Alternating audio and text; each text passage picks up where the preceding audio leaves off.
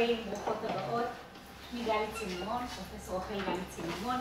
אני מרצה פה בבית הספר לחינוך. אני עסוקה בשאלה איך אנשים יוצרים לעצמם סגנון חיים שהוא משמעותי. בסגנון חיים אנחנו לא מתמקדים רק בעבודה, למרות שהיא מרכיב מאוד מרכזי בחיים שלנו. המודלים שאני חוקרת לפיהם עוסקים בארבעה תפקידי חיים מרכזיים: עבודה, משפחה, קהילה ופנאי. אם יש דבר שאני רוצה שתיקחו מההרצאה היום ראשון, זה להגדיר את עצמכם רחב, לא צר, לא רק דרך הלימודים, לא רק דרך העבודה, לא רק דרך המשפחה. רחב, עבודה, משפחה, קהילה ופנאי. מה שאני רוצה לעשות איתכם בחצי שעה הקרובה זה לדבר על הקשר שבין מה שאנחנו לומדים לבין בחירת קריירה וסגנון חיים, ובאופן ממוקד יותר לעסוק באופן שבו תבחרו איך ללמוד. אבל לפני שאני אדבר על זה, אני רוצה רגע להשקיע מחשבה וזמן, ולמה בכלל ללמוד בהשכלה הגבוהה? למה בכלל ללמוד אם אין חוק חינוך חובה? לידיעתכם, רוב האנשים שנמצאים בחדר הזה עד כה עבדו לפי צו החוק. עד גיל 18 אנחנו על פי חוק חייבים להיות בחוק חינוך חובה. היהודים שבינינו מגיל 18 עד גיל 20 או 21 היו חייבים להיות בצבא, ומרגע זה שגמרנו את חובותינו החוקיות, אנחנו יכולים להחליט מה אנחנו רוצים לעשות. ולצערי, לשמחתכם, או אולי לצער כולנו, אין חוק השכלה גבוהה במדינת ישראל. למה בכלל ללכת ללמוד באוניברסיטה? ולהשקיע הרבה כסף בסיפור הזה. למה אתם פה? אז קודם כל אתם פה כי אתם יודעים בדיוק שזה דבר שחשוב לעשות. ובואו נמנה כמה סיבות. הראשונה, כי השכלה, ידע, זה ערך. ידע זה ערך שחשוב לשמור אותו. כי הערך הזה מאפשר לנו להתפתח בכיוונים טובים. אנחנו יכולים לעשות איתו מה שאנחנו רוצים, הידע הוא ניטרלי. אבל יש לנו פלטפורמה שמאפשרת לנו להתפתח. אז ידע והשכלה זה ערך, והיום אנחנו מדברים על השכלה לכל החיים. אם מישהו יושב פה והוא חושב שזה התואר הראשון שהוא יעשה, וזהו, או התואר השני שהוא עושה ועכשיו גמרתי באמת, אז ממש לא. זה התואר הראשון שתעשו. אתם תעשו עוד הרבה תארים. אתם תלמדו במהלך החיים שלכם אם תרצו ואם לא תרצו, כי תחשבו רק על ההתפתחויות הטכנולוגיות שאנחנו חווים אותם כל הזמן.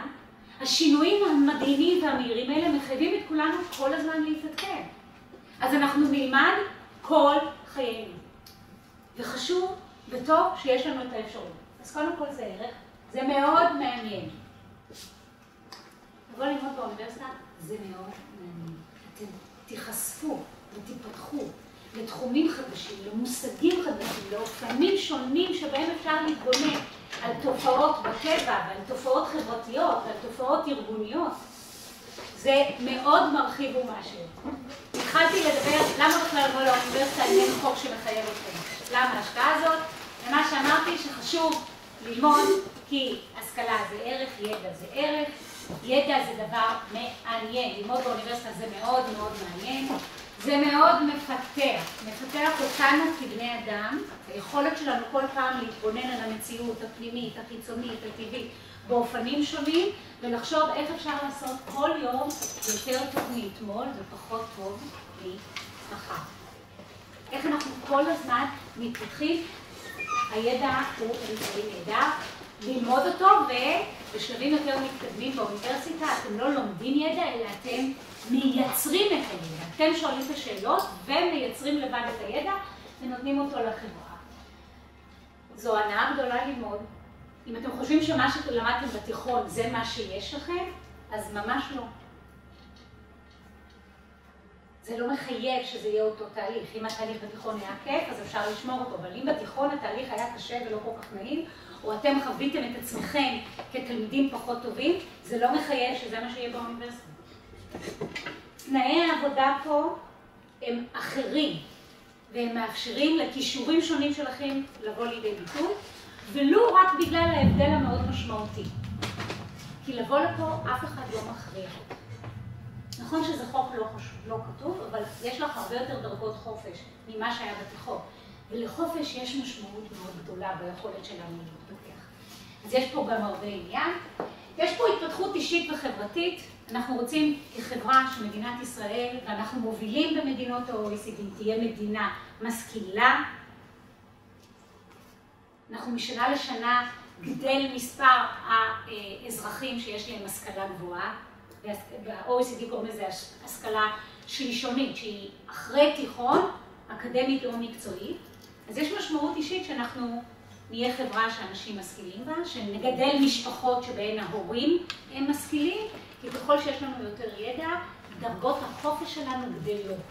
זה הנקודה האחרונה. יש יתרון כלכלי להשכלה גבוהה. לא סתם כתבתי אותו אחרון, בכוונה. לא לבוא ללמוד רק בגלל הכסף.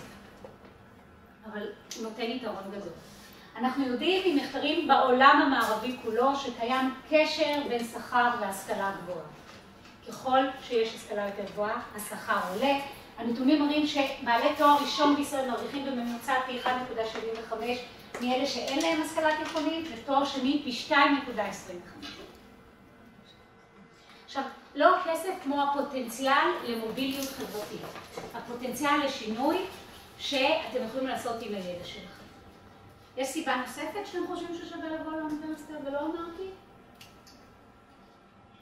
סיבות נסתרות שיש לאחרים? זו גם הזדמנות להתרחק מהבית. חיונית, חשובה, שנותנת עצמאות. זה השלב ההתפתחותי שרובכם נמצאים בו. להתחיל ליצור את סגנון החיים שהוא משמעותי לכם. לא תמיד יש לנו דרגות חופש להתרחק, אנחנו לא רוצים להתנתק חס וחלילה, זה לא אותו דבר, לפעמים אנחנו מתבלבלים, ואנחנו חושבים שאני לא רוצה לבוא ללמוד באוניברסיטה, כי אני לא רוצה או רוצה עדיין לעזוב את הבית, אז בואו נדבר על עוד כמה מחשבות לא רציונליות שיש לנו לקראת המעבר לאוניברסיטה. כמו למשל, יש רק תחום אחד שמתאים לי.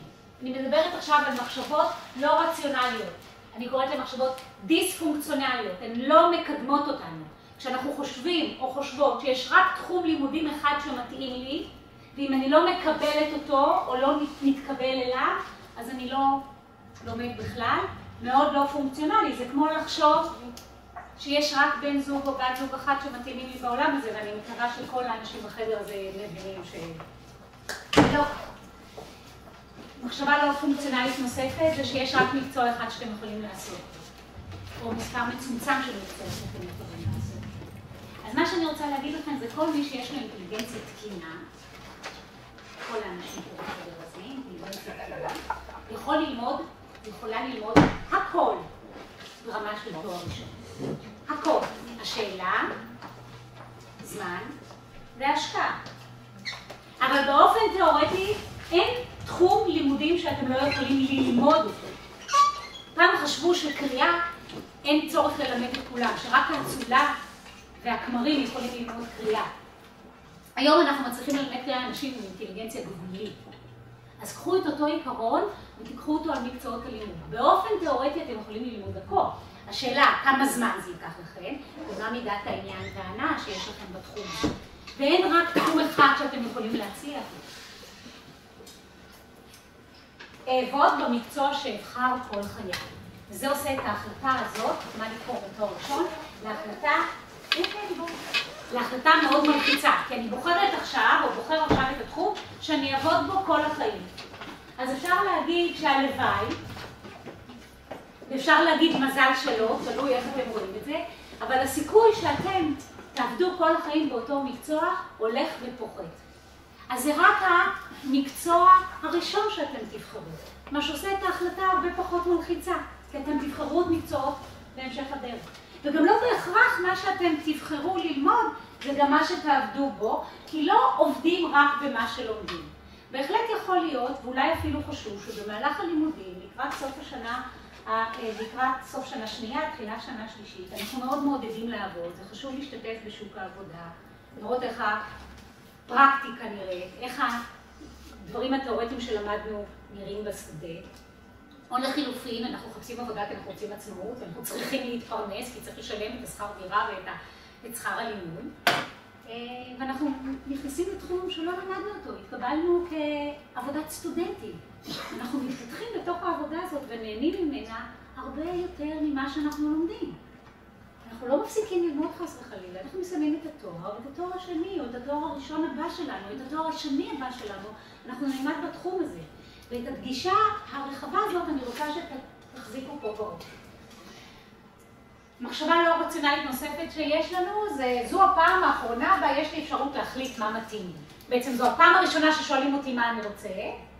לכאורה, יש כאלה שלא שואלים אותם ואומרים להם, אנחנו צריכים לזכור שיש דרגות חופש שונות לאנשים שונים. אז אני מחליט מה אני רוצה בפעם הראשונה, ולכן אני חייב או חייבת לעשות את ההחלטה הזאת באופן מאוד מאוד מושכל, ויש היגיון מסוים במחשבה הזאת, כי זאת השקעה כלכלית גדולה. ובתור צעירים, בלי משפחות, זה יותר קל לכאורה ללמוד באוניברסיטה, אז כדאי לעשות בחירה נכונה. אז אני אומרת נכון ולא נכון. כדאי להשקיע בבחירה מחשבה. זה שאתם נמצאים פה, זה אומר שאתם השקעתם מחשבה בתהליך הבחירה, שאתם שומעים אנשים שאומרים לכם איך אפשר לבחור, לא בכך שמה שאנחנו אומרים נכון או מתאים לכם, אבל אתם מקשיבים לדעות שונות. אתם מגיעים ליום פתוח באוניברסיטת תל אביב, ואתם שומעים, אני מקווה, פקולטות שונות, אנשים מפקולטות שונות או מתוכניות שונות. אני מקווה שתלכו לימים פתוחים נוספים, שאתם מתייעצים, של מסגרות שונות, שאתם מתייעצים עם אנשים שונים שלומדים בתוכניות שונות. זו בהחלט החלטה שצריך לעשות בכובד ראש. אבל לא לקחת בחשבון שזאת הפעם האחרונה שאתם מחליטים, אתם רק בתחילתו של מסע של עצמאות החיים שלכם, אתם בהמשך של המסע של החיים שלכם, אבל בעצם אתם בפעם הראשונה מעצבים לבד את ההחלטות שלכם, ויש משמעות גדולה להשקיע בזה מצד אחד, ולדעת שיש עוד המון הזדמנויות מצד שני, ויש פה תהליך. יש מקצוע אחד מושלם שצריך לגלות אותו, הרבה אנשים שמגיעים אליי להדרכות, חושבים שיש להם יהלום בבטן, שאם רק הם יגיעו לאיש המקצוע, הוא ידע להגיד מה זה היהלום הזה, מה זה המקצוע שמתאים לכם, והמומחה או המומחית יכולים להגיד לכם מי אתם ומה מתאים לכם. אז צר לי לאכזב אתכם חברים וחברות. אין כזה בן אדם שיכול להגיד לכם בדיוק מי אתם, מהסיבה מאוד פשוטה, שאתם פוטנציאל כל כך גדול, כל אחת ואחת מכם בלי שאני מכירה, כי ככה זה יצורים אנושיים, אתם פוטנציאל כל כך גדול שאתם יכולים להיות הרבה דברים. וזה לא תלוי רק בכם, זה תלוי גם בסביבות שתבחרו להיות, ובאופן שבו תשקיעו בתוך הסביבות שלכם. ההחלטה מתחילה מרגע שאתם מקבלים אותה, האופן שבו אתם מתנהלים. אז אין יועץ שיכול להגיד לכם מה מתאים לכם. יש אנשי מקצוע שיכולים ללוות אתכם בחשיבה של איזה אפשרויות יותר מתאימות לכם כרגע, ואילו חלופות כדאי לדחות לתקופות אחרות, כשעושים איתכם הבהרה למה. וזה התהליך שאתם צריכים לעשות עם עצמכם. להכיר את החלופות שיש, את האופציות השונות שיש, ולהכיר את עצמכם, ותכף אני אדבר על איך אנחנו עושים את זה, ולהיות מסוגלים לשקול מה אנחנו בוחרים. וההיגד הלא פונקציונלי האחרון שאני רוצה להתייחס אליו, אם מתחילים, מסיימים. בחרתי לא טוב, אכלתי אותם, חייב להישאר. חייב לסיים את השנה, חייב לסיים את הקורס, כי התחלתי ללמוד, כי צריך לתת זמן. כי ידע שלמדתי, רק שנייה, כי ידע שלמדתי לא הולך לאיבוד, גם אם אני לא רוצה להמשיך להתמחות בו. וקורסים שלמדתי, נספרות לי הנקודות לקורסים אחרים, אפשר במהלך הלימודים לעבור לקורס אחר. אבל צריך לתת לזה גם זמן. אז לקחת את הידע הזה במורכבות שלו. מישהי אפשר לשאול אותי משהו? כן, אני אמרתי שאם מישהו מתחיל, והוא לא אוהב את המקצוע הזה, אי אפשר לעזוב את המקצוע. צריך להמשיך עד הסוף, נכון? לא. קודם כל לא חייבים. את לא הגעת בתחילת ההרצאה. את הגעת לתקופה בחייך שאת כבר לא חייבת ללמוד. את רוצה ללמוד. כן. וזה שינוי משמעותי.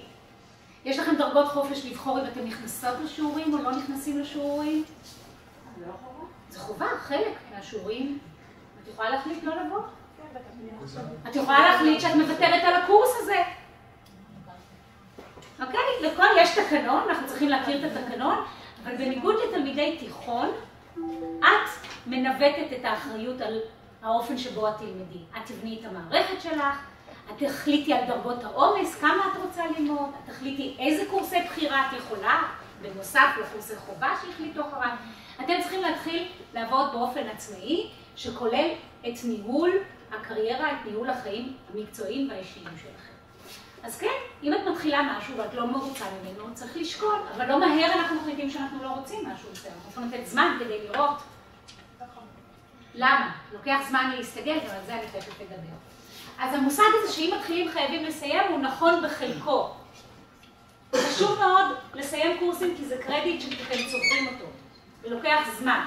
מן הצד השני, יש משמעות גדולה לא להישאר בתחומים שפחות מדברים אליכם, אם אתם מרגישים שאתם לא מרוצים מהתחום הזה. אז בואו נדבר על כמה הנחות ודעות אחרות, בניגוד לאלה הלא פונקציונליות שדיברתי עליהן קודם. אחת זה שאנשים רבים מתעניינים במספר תחומים, ועשויים למצוא עניין ולהצליח במספר תחומי עיסוק. כל אחד מכם יכול להצליח בכמה תחומים, לא רק בתחום אחד. וחשוב לקחת את הידע הזה, להתייחס אל הידע הזה. צעירים הרבה פעמים אומרים לי, אני מתעניין בכמה תחומים או מתעניינת בכמה תחומים שהם ממש מנוגדים. ומן הרגשה שאם אנחנו מתעניינים גם בביולוגיה וגם בקולנוע, סימן שאנחנו לא מספיק מגובשים. אז קודם כל, זה טבעי מאוד להתעניין ביותר מתחום אחד. ואפשר להגיד אפילו שזה טוב שאנשים מתעניינים ביותר מתחום אחד. זה מראה שאתם סקרנים ואתם רחבי דעה, והאופן של הלימודים בתואר הראשון לפחות מאפשר לכם לקחת ביולוגיה וקולנוע, פילוסופיה ומחשבים, חינוך ואומנות. גם אם אנחנו לא רוצים להיות מורים לאומנות, אנחנו יכולים ביכולת הדרגתית הזאת ללמוד תחומים שונים שמעסיקים. לפעמים אנחנו גם יכולים להחליט שאנחנו לומדים בתואר הראשון משהו שמעניין אותנו, ואנחנו לא נעסוק בו. ואת התחום עיסוק אנחנו דוחים לתואר השני. זו גם אפשרות. ולהגיד שאנחנו בתואר הראשון רוצים לתת תשתית השכלתית רחבה, ידע עשיר בתחומים שונים, ולהגיד בתואר השני אני אבחר להתמחות. לא חייבת להיות חפיפה בין תחום הלימוד ותחום העיסוק. האוניברסיטה גם כמוסד להשכלה גבוהה, היא לא מוסד להכשרה מקצועית. את ההכשרה המקצועית אנחנו בדרך כלל מקבלים מאנשי המקצוע לאחר קבלת ההשכלה הרלוונטית בתוך האוניברסיטה, וגם את זה אנחנו צריכים לקחת. שימו לב, אני חוזרת ואומרת, המאפיינים של שוק העבודה בעולם שאנחנו חיים בו כיום, צריך לומר, מחייבים אותנו להמשיך ללמוד כל החיים, לרכוש מיומנויות כל החיים. ונקודת המוצא זה שאתם רק מתחילים את תהליך ההשכלה הגבוהה שלכם. צריך לקחת בחשבון גם שבחירות דורשות תהליך של פשרה והסתגלות. יכול להיות שאתם יודעים מה אתם רוצים, אבל אין לכם כרגע את הנתונים להתקבל. לא כי אתם לא יכולים, כי זו שאלה של היצע וביקוש. שהתוכניות יכולות לקלוט X תלמידים, ופנו 5X מועמדים, והם יכולים לקלוט רק את ה-X הטובים ביותר באותו רגע. זה לא אומר שאתם טובים פחות, וזה אומר שלתוכנית הזאת לא הצלחתם להיכנס. צריך לבדוק איפה יש את התוכנית הזאת במקומות נוספים. ועוד יותר מזה, צריך גם לבדוק מה יש בתוכנית הזאת שמאוד מדבר אליכם, ולראות באיזה תוכניות נוספות יש מרכיבים דומים שעשויים לספק לכם את אותה מידת עניין והנאה שאתם חושבים שתמצאו בתוכנית הזאת. התהליך הזה של פשרה והסתגלות שעליו אני מדברת הוא תהליך מאוד חיוני לתהליך ההתפתחות שלכם בתחומי חיים שונים. אנחנו לא תמיד מקבלים את מה שאנחנו רוצים, ואנחנו צריכים ללמוד להפוך את מה שיש בסביבתנו לאפשרי עבורנו. זה תהליך של אדפטציה, של הסתגלות לתוך המצב. שימו לב שבחירות שאתם עושים כרגע בגילאי, כולכם נראים לי פה 20 מה שאנחנו עושים בגילאי ה-20, לא הם מחייבים שאתם תהיו מרוצים מהם במהלך כל חייכם. הרווחתם? ואתם יכולים להגיד שזה נכון, שמה שלמדתם בגיל 20 לא מתאים בתחילת גיל ה-30, אז אנחנו עוד נמשיך ונתפתח כל החיים.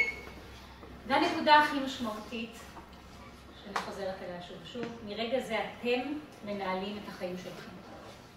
ויש משמעות גדולה להשקיע מחשבה וזמן בתהליך הבחירה של המקצוע ותחום הלימודים שלכם. אז איך אנחנו עושים את זה? אז קודם כל, צריך לזכור שהאופן שבו אתם מתחילים לתכנן את הקריירה שלכם,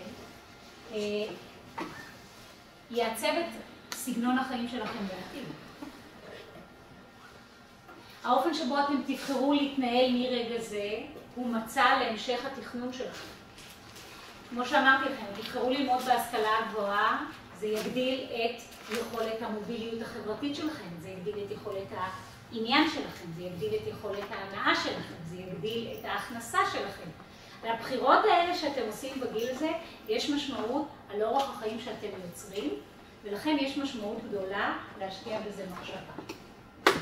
תהליך בחירה מושקע, כמו שאתם עושים כרגע, שאתם מגיעים לאוניברסיטה, שאתם שואלים אנשים, עשוי להוביל אתכם לשני רווחים עיקריים. אחד, היכרות טובה יותר עם עצמכם, מבחינת העדפות שלכם, ערכים מנחים שאתם רוצים שיהיו, עניין שאתם רוצים שיהיה בחיים שלכם, מידת העניין ומאיפה אתם רוצים לקבל את העניין הזה, והיכרות עם העולם שיש סביבכם. עולם ההשכלה הגבוהה במדינת ישראל הוא מאוד עשיר. 7 אוניברסיטאות מחקר, למעלה מ-64 מכללות. זה המון. רק לשבת באינטרנט, שעוד לא דיברתי להתחיל לטייל, ולשרוף את תוכניות הלימוד העצומות שקיימות, זה מסע, זה תהליך שווה להשקיע בזה. זה חשוב שתשקיעו, כמי שמתחילים את דרכם עצמאית, זה חשוב שתעשו את זה. בחירות לא מוצלחות יש להן מחיר פסיכולוגי וכלכלי. לבחור כי אמא אמרה לי, כי אבא אמר לי, כי החברים אמרו לי, כי זה קרוב לבית, וזה מה שאני רוצה, זה חלק מהשיקולים. חשוב לבחון את השיקולים הנוספים שמנחים אתכם, כי הבחירות הלא טובות עלולות להיות כרוכות באיבוד של זמן ומשאבים, בתסכול ובחוויה לא פשוטה, לא נורא, אבל אפשר לחסוך את זה בתהליך של השקעה בבחירה ובחלופות שקיימות. אז איך אנחנו עושים את זה? כשאנחנו מדברים על קריירה, אנחנו מדברים על סגנון חיים, אנחנו לא מדברים על בחירת מקצוע. תחום הלימודים הוא מרכיב בתוך סגנון החיים שאתם תיצרו בחיים שלכם, ולכן כשאנחנו מדברים על קריירה, אנחנו מדברים על סגנון חיים שהפרט בונה באמצעות התפקידים החברתיים שאתם בוחרים לעשות. הסגנון חיים הזה מתבצע באמצעות הבחירות הייחודיות, והמשמעות האישית שאתם נותנים לבחירות האלה הוא תלוי בהקשר החברתי, כלכלי, פוליטי שיש. זה לא רק בכם. אנחנו נבדלים במשפחות שלנו, אנחנו נבדלים במצב הכלכלי ובמשאבים הכלכליים שיש לנו, אנחנו נבדלים באופציות שיש לנו, אנחנו חייבים לקחת את כל המשתנים האלה בחשבון. זה לא רק אנחנו. בחירת תחום הלימודים, שזה השלב שבו אתם נמצאים כרגע, היא חוליה אחת בשרשרת הבחירות שאתם תעשו. אבל רק אחת, אתם תעשו עוד המון בחירות וצריך לקחת את זה בחשבון, שזה לא רק הלימודים. איך מקבלים את ההחלטה הזאת? אני רוצה להציע לכם מודל של רחב, ממוקד רחב, ולצורך העניין הזה אני מציעה שבשלב הראשון רחב תכתבו את הפרק הבא בחייכם עוד 5 שנים. יש כאלה ש3-5 שנים זה קשה להם, אז 3 שנים. 3 עד 5 שנים זה הטווח שבו מבוגרים צעירים חושבים על העתיד שלהם. תחשבו איפה אנחנו עוד 5 שנים. בנות כמה אנחנו, בני כמה אנחנו, איך אנחנו רוצים שיראה יום בחיינו עוד 5 שנים. תשקיעו בזה זמן, תכתבו. קמים בבוקר איפה? ליד מי? מה אנחנו עושים? איך נראה יום עבודה? עבודה זה לא רק בחוץ, זה לא רק בשכר. גם בבית יש עבודה. עם מי אנחנו באינטראקציה? מה אנחנו עושים בעבודה? מה אנחנו עושים אחרי העבודה? מה הפנאי שלנו כולל? מה כוללים חיי הקהילה שלנו? תקדישו זמן לכתוב. אתם רוצים לתת לעצמכם מתנה? תכתבו יותר מיום עבודה אחד בחייכם. המושג של possible self, אני אפשרי. אתם יכולים להיות יותר מדבר אחד. אז תגידו, אוקיי, זו תמונה אחת של חיי עוד 5 שנים, יש לי עוד תמונה שגם עליה אני חושב. ותדמיינו, כמו ילדים, לפנטזיה יש מרכיב מאוד משמעותי בהתפתחות שלנו. תדמיינו עוד יום בחיים שלכם. אחר לגמרי, מתחום אחר לגמרי, איך אומרים, ותקראו את שני הסיפורים, ותפרקו ותנסו לראות מה מאפיין את הסיפורים שכתבתם. איזה ערכים אתם מוצאים בתוך הסיפורים האלה? איזה תחומי עניין, תנסו לנתח אותם, איזה תחומי עניין באים לידי ביטוי בסיפורים שלכם? איזה ערכים יש? כלכליים, חברתיים, ערכים של שיתוף פעולה, ערכים של תרומה, ערכים של הישג, של חקירה. תנסו לנתח מתוך הסיפורים שכתבתם, מה התחומים, הערכים שאתם רוצים שיהיו משמעותיים עבורכם, וזה הסינון הראשוני שאתם צריכים להתחיל לעשות. אם אני אדבר על הסינון הראשוני במונחים של אוניברסיטה, אנחנו מחלקים את האוניברסיטה לחלק מערבי וחלק מזרחי. האחד כולל את המדעים המדויקים, מדעי הטבע, מדעי החיים, והשני כולל את מדעי החברה והרוח. איזה מהצדדים באים לידי ביטוי יותר מבין התחומים, בתוך הסיפורים שכתבתם? לאיזה מהצדדים בא לכם יותר להיות? עכשיו, תמיד תחשבו, לפעמים זה גם וגם, תנסו לכתוב סיפור כזה וסיפור כזה, לראות מה מוצא חן בזה. לאחר מכן, אחרי שעשינו סינון ראשוני, אנחנו צריכים לעשות חקירה לעומק. אנחנו צריכים לעשות בדיקה קצת יותר מקיפה של מה התחומים שיכולים לבוא לידי ביטוי, שיכולים לתת ביטוי לערכים שמשמעותיים, להעדפות שמשמעותיים לכם, להעדפות שציינתם בסיפורים שלכם. איזה תחומים יכולים לתת ביטוי לצורך של תרומה לקהילה? איזה תחומים יכולים לתת ביטוי ליצירתיות שלכם? איזה תחומים, ותזכרו, לא רק תחום אחד. הבדיקה לעומק נעשית בקריאה, נעשית בשיחה, נעשית בסיור בתוך המוסדות האלה, בדיוק מה שאתם עושים עכשיו. אי אפשר לדלג על הנושא הזה, כשאנחנו גם מבררים את תנאי הקבלה. ואם זה לא בתנאי הקבלה במקום שבו אנחנו רוצים לראות, אנחנו היינו רוצים ללמוד, חשוב מאוד שנחפש מקומות נוספים שבהם אנחנו יכולים לראות, אם אפשר ללמוד את המקומות, את התחומים האלה שמעניינים אותנו. שימו לב, תעשו הבחנה בין גם מקצועות שהם פנים וחוץ, מקצועות עם אנשים ולא נשים. נתתי לכם קטגוריה אחת של הצד המערבי והצד המזרחי, המקומות של מדעים מדויקים לעומת מדעי החברה, זה אחת מהקטגוריות. למעשה בחיים, הקטגוריות האלה, בחיים המקצועיים, הקטגוריות האלה הן מתערבבות. כי אין היום כמעט תחום שאין בו עבודה עם אנשים. גם כשאתה חוקר במעבדה, בהרבה מעבדות אנחנו עובדים בצוותים, אנחנו עובדים ביחד. התחומים נבדלים בעוצמות שיש לעבודה עם אנשים, לדוגמה בנושא הזה. אז אנחנו צריכים לעשות בדיקה קצת יותר מקיפה, שכוללת מצד אחד את תחום הלימודים, ומן הצד השני את תחום העיסוק. כי הלימודים והעיסוק זה לא אותו דבר. מה לומדים, איפה לומדים ובמה עובדים, זה שלוש שאלות שקשורות אחת לשנייה, אבל לא חופפות. הן לא אותו דבר. אנחנו יכולים ללמוד משהו אחד, כמו שאמרתי, ולעבוד במשהו אחר. עכשיו הבא זה לברר היכן ניתן ללמוד את האפשרויות השונות, ואני שוב אומרת, אנחנו פה באוניברסיטת תל אביב, מבחינתנו אנחנו המוסד הטוב ביותר, מבחינתכם אתם צריכים לבדוק מה מתאים לכם. מה שלומדים פה ניתן ללמוד גם במקומות אחרים. מה היתרון ללמוד אצלנו? מה לכם צריך להיות השיקול היותר משמעותי? אז הדגש הזה של איפה ניתן ללמוד עוד את התחום הזה קשור לשאלה רחבה יותר, שהיא לא רק מה אני רוצה ללמוד בשלוש או רוצה ללמוד בשלוש השנים הקרובות, אלא גם איך אני רוצה שהחיים שלי ייראו בשלוש השנים הקרובות. כי בנוסף על היותכם סטודנטים, בשלוש השנים האלה אתם צריכים להמשיך לחיות.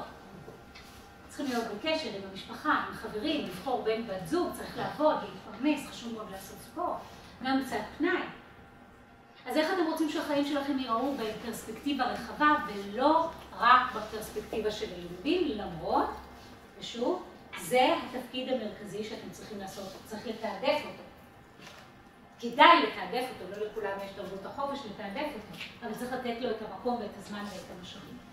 אז יש חשיבות גדולה לבדוק את מידת ההתאמה של המוסדות השונים ושל התוכניות לצרכים שלכם ולאופן שבו אתם רוצים לנהל את החיים שלכם. וחשוב לי שתצאו מפה כשאתם זוכרים, גם כשאתם סטודנטים, אתם לא רק סטודנטים, אתם ממשיכים להיות גם תפקידים אחרים בחיים שלכם. אז חשוב שבתקופת הלימודים הזאת לא לוותר ולא להצטמצם ולהיות רק סטודנטים.